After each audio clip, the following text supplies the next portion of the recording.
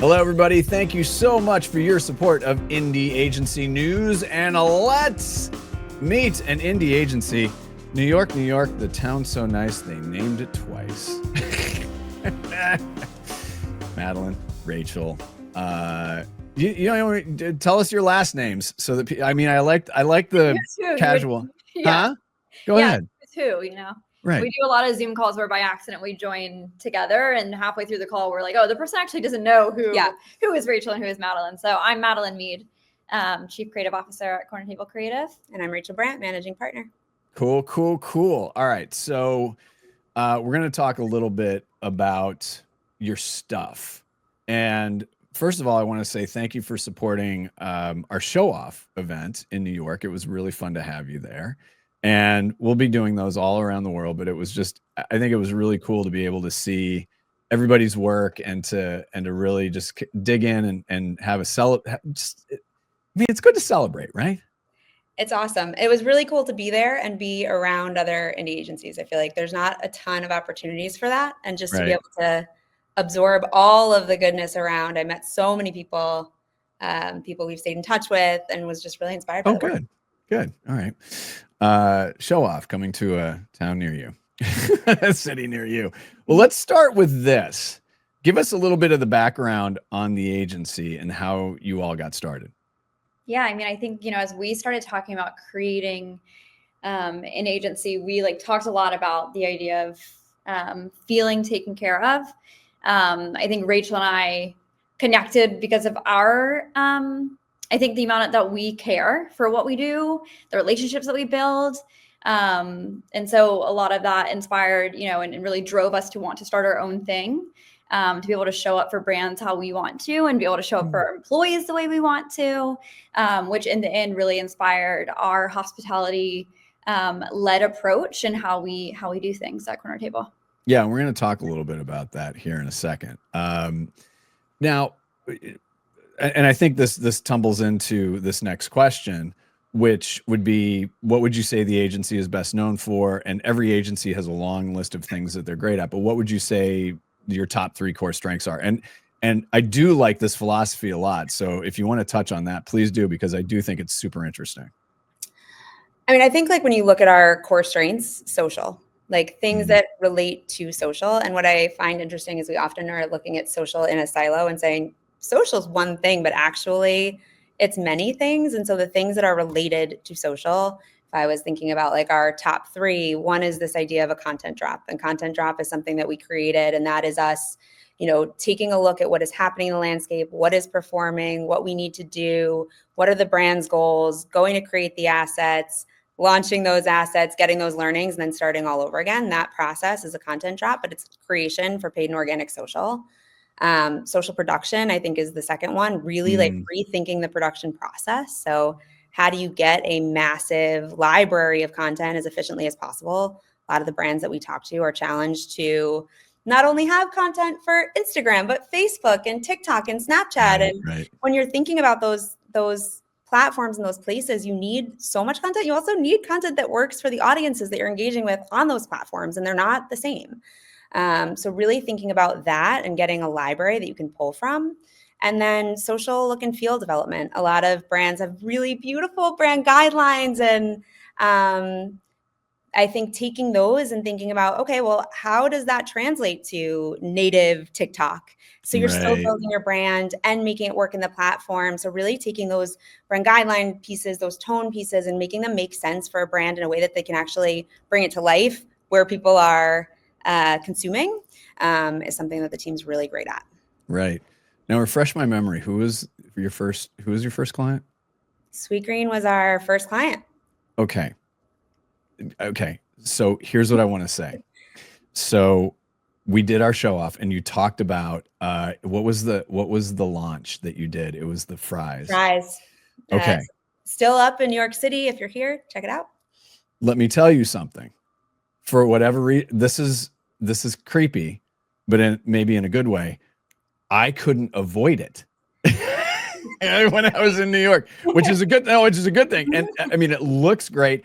And then, I mean, I have tracking off, but somehow my computer was like, you were talking about Sweetgreen for something. And then it was just like, oh, wow. It They're good looking really, ads, right? There's some good looking ads. they are. Here's the thing about them. Okay. So it's very easy to get into like this house style, or every brand in a category kind of looks the same. And I think that what you did is you have a familiarity, but there was a different sort of impact to it that I can't really put my finger on. But the goal in anything that we want to do is we want people to pause, even if it's for 2 seconds. At least they've acknowledged that, whoa, that's kind of cool. And yeah, no, it really stood out, and it pleased me to no end to see that it was everywhere. So really well done on that. I think the like success of that and that partnership, shout out Sweetgreen, we love you, has really come down to the integration of media and creative. So Right. you've got media and creative sitting side by side. The team at Sweetgreen is excellent and always pushes us. And I think it's a really strong partnership example. But the idea of those teams coming together and collaborating from the beginning, getting briefed together, thinking about where does this need to show up? Who needs to hear about this? How is that going to look different here versus there? What does it look like in LA versus New York? What does it look like for somebody who is a loyal fan versus somebody who's never heard of the brand before? And thinking about all those things together, and then also thinking about all of the different priorities that the brand has as they're opening new restaurants, as they're launching loyalty programs. How do all these messages work cohesively? And so love to hear that you saw it and that it resonated. But I also think like having those conversations when you're concepting the work, when you're thinking about what you're going to go shoot really early, has been transformative. Yeah. No, we covered that at the show off, which was great. And I love the cut of that particular jib. Let's talk about being independent. You touched on this a little bit at the beginning. Why is being indie important to you and your team? I mean, indie and independent is an environment where anything is possible. Right. There are no barriers that are not of our own making. And I think that is the best place where creativity can thrive. Madeline, that's code for your input. Right. Rachel was like short and sweet, and I'm like, okay. And the follow from Madeline, Madeline is drop. It was a mic drop. I think the other really superpower of being an indie is like there is no red tape, and we are able to pivot and disrupt ourselves and continue to evolve and do so really, really quickly. And I think there's also an immense amount of value in that for our clients. We're able to move really, really, really fast. We can go shoot tomorrow for a brand. And we've done that. And so I think that ability to be nimble, be quick, not be too precious. And I think also for ourselves, like when we're a little over a year old, a word that we've said a lot in the last year is disrupt, disrupt, disrupt. When we first started, that was like, let's disrupt how we used to do things. Let's reimagine what an agency should feel like and be like. And I think that doesn't just stop that. I hope we never stop saying that word. I think that's also a really magical part of being an indie is we can keep disrupting all day long. And I think we should. Yeah. And there's a difference between saying it and doing it. Right. Because I think that the three of us, did we all do a stint in Holdco land? Did we all? Yeah. No, you didn't. Okay. Not Madeline, but yeah. Yeah. I mean, it's, words just sometimes lose their meaning, but actually using them really does matter. And we touched a little bit on Sweetgreen, but what would you say the main reason a brand should work with you is? What is that main reason? I think one of the things that we've kind of uncovered as we've gone through this process is that brands are compromising.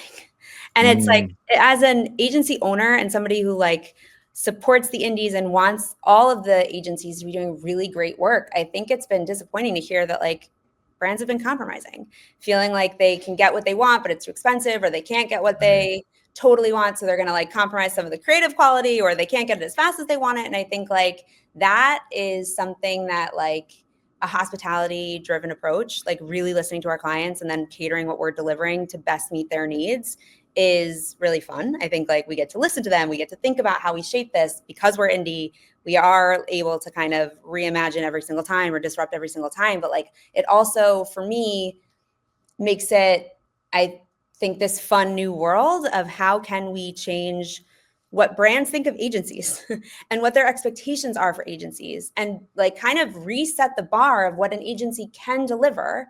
And so if you're a brand who has been compromising or feels like they're not being heard or feels like there's a better way to do it, come to us, because like we want to crack that and crack it for you.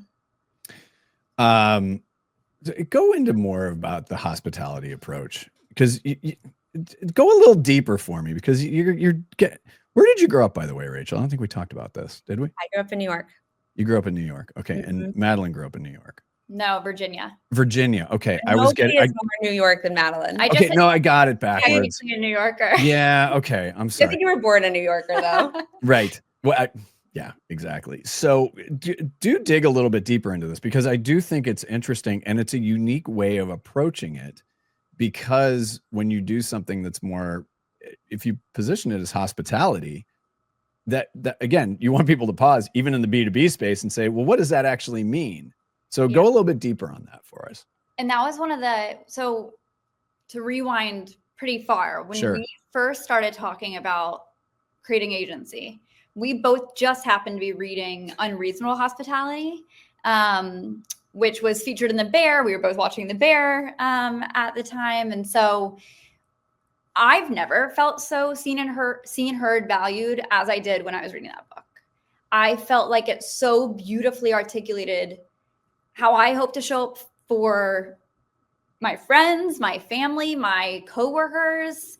I just think it's a really incredible book of really thinking about people's experience. And I've always kept in mind, people will never remember what you said, but they'll remember how you make them feel. And I think that's what's driven a lot of the ethos. I think we marry that high care with high impact because of our digital roots, because of the way we've positioned our team, and because of the way we fostered our talent. So that's married with an immense amount of impact. But I think that care is what differentiates us. And I think that is what people, I hope, remember. I hope they remember kick-ass results that are driving their business, but I really hope that they remember how we made them feel in the process, that we made their lives easier, that we feel like an extension of their team. And so you mentioned, I think you had said, now I've like totally looped back in a long way, but you mentioned— No, that was fine. You mentioned the words take care. Right. And one of the early things we did is we looked up the definition of hospitality, and it means to feel taken care of. Yep. And so what does it mean to feel taken care of? It means to feel seen, heard, and valued. And that is what we're out to do, with each other, with our employees, with our clients. And then at the end of the day, with our clients' audience. You said that the Ripple Fries ads felt additive. It was exciting to you. It stopped you. That's our goal is, if we're doing our job right, it was additive to your day and your experience scrolling through your phone. I didn't have time to go in and get them, but it's fine. No, care is a big deal. And being a Pacific Northwesterner, despite this Philadelphia Phillies hat, Alaska Airlines, hashtag not an ad. It's my airline. I love Alaska Airlines. God bless them. Care is their big thing, care in the air. And people who experience it, like a lot of people on the East Coast, they're like, what's this Alaska thing? It's like, just fly to Seattle or Portland and you'll understand. They're like, that is a good airline. So Alaska Airlines, hashtag not an ad. Thank you for being my airline. And I love you forever. All right, let's get back to this.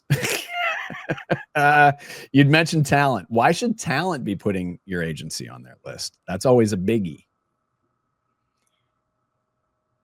Yeah, I think I'll let you speak to this, maybe the more senior talent. I think I get really excited thinking about the younger talent that is looking to get their start in the space. Mm-hmm. I think every single, we talk to a lot of young college graduates that are looking for their first spot. And I always recommend go indie. And then I say, come to us because I think, again, being at an indie, you're not going to have as many silos in the red tape. I think, especially with Corner Table, we've removed every single silo. So you really get to experience it all. You get to try out copywriting. You get to try out art directing. You get to try out writing that brief. You get to go shoot the content. And so you really get to understand, where do I have the most fun? Maybe I actually don't like copy at all, but at least I have that sense versus just going into maybe a big, more traditional agency where you're writing copy. And so I think just that ability to be able to try different parts of the process out is so important, especially early on in your career, which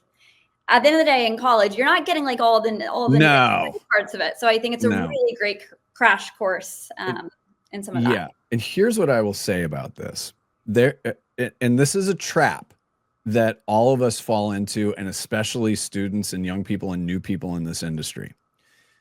And this goes for any industry, not just advertising and marketing and creativity. We are caught in this trap of, well, I have to work on my weaknesses. No. Yeah. I just gave you the Philly net. No. You accentuate your strengths. And so your point of saying you get to get your hands dirty, you get a chance to try things, you will find. I had no idea I would be a good producer. I just felt I had an opportunity. I was like, I'll try that. And it worked. And so that was a foundational component of my career. But if I didn't have that, it's the same philosophy. If I didn't have that opportunity to just even touch it for a minute to see if it was even a thing, I wouldn't know if I was good at it or not. So to those of you who believe that you have to work on your weaknesses, of course we do. That's human nature. However, don't forget to accentuate your strengths, because that's the thing ultimately that's going to make you successful. And more importantly, make you happy. Don't forget that. Thank you for coming to my TED Talk.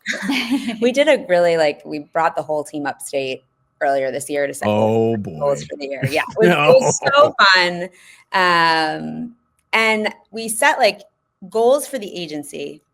And I think one of the things that we left saying was let's not be too rigid with our job descriptions. They're there as a starting place. Right. But we all know what we're trying to collectively achieve together. Right. And I think it's been so fun now, we're a few months into this, seeing how the team has really evolved, what they're doing, what they wanted to do. I want to go seek that out.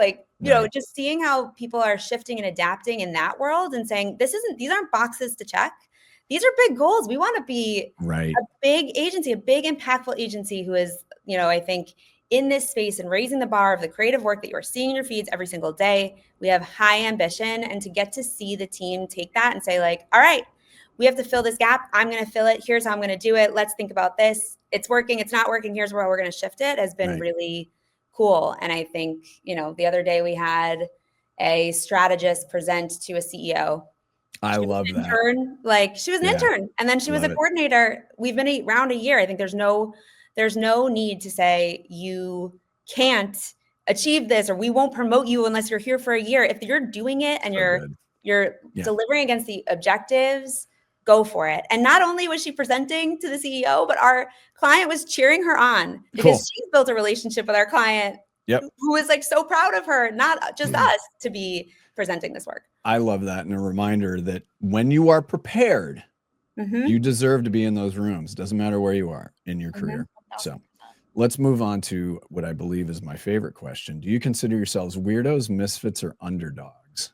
And why is that? You can be a combination, but don't bail on we're a little of everything. I get it, but we all are, but you probably lean more toward one. So what would you say? I think we immediately were underdogs. Okay. Yeah. I think first reason being is only 1% of creative agencies are female owned. And so I think that in and of itself, has a little bit of a, results in a bit of that underdog feeling, entering this industry, and being owners in this industry. And then I think, the other piece of it is we work in social. Social is that sweet spot. And so because of that, we do attract and hire a lot of young talent because they are very social first. They are digitally native. I'm digitally native. I've only ever worked in digital. And so that's their superpower, and it's so valuable to our team. And yet we've gone to RFPs, and we've been told that we look too young. And so I think there's another piece of that at play that fuck that. Yeah. Oh my God. All right. Wow. And these are the people you want these people running your TikTok. You want this team. They know TikTok in and out. They are so great at that. And so I think that's where the underdog mentality comes from. Listen, I'm an OG social marketer from 2010. You don't want me doing it. I'm what? I was good though. It was back when it was like basically Twitter. I know. I remember my first job was convincing a bank why they should go onto Facebook. Like brand pages were just opening up. Oh, I know. Right. And I was like, I don't know where this is going to go or what. I don't know. Yeah, it's a reminder to everybody that for the most part, social media, these are ad platforms. Like you know, that's what they are, and that's fine. But when you can put things together that are interesting, I always say this, that it is subjective, but people are drawn to whatever they believe is a beautiful thing or an interesting thing. And so it's very subjective, but you know, once you hit on it like you have and continue to do, it's very easy to get attracted to that and then take the next steps, which is what we are doing anyway. Let's go to our our little thought experiment question here. Whether they're a client or not, which CMO or marketer do you want to say hello to? I want to say hello to the Capsule marketing team, Capsule Pharmacy. I truly think I'm their biggest fan. I think, and I don't think enough people know about Capsule. And so they like have positioned themselves as the simpler, smarter, kinder pharmacy. I think you know, just like when I was reading Unreasonable Hospitality, I felt so seen, heard, and valued. Experiencing their service, you also feel so seen, heard, and valued. And so I think we play in a very similar space of how we show the way that we care. And so I want to create all the ads for them, showing that care and think that they're an incredible service. I like that. Rachel? I want to shout out Tressie Lieberman, who I have had the pleasure of working with when she was at Taco Bell and Chipotle and Yahoo. Right. I think you need inspiring leaders around you to make you better. And she has made me better. And I'm really excited to see what she does at Starbucks. I know it's new days over there, but I can't. Come on out to Seattle. Come on. I'll meet you up there. Yeah. I'll meet you up there. Oh my God. Oh, that's great. Listen, again, can't thank you enough for being members. It's really, really fun to watch both of you grow, and it's really fun to watch this agency grow. I mean, that's what we're in the business of doing here. But thank you so much for joining us. Best wishes. Keep on keeping on. Thank you.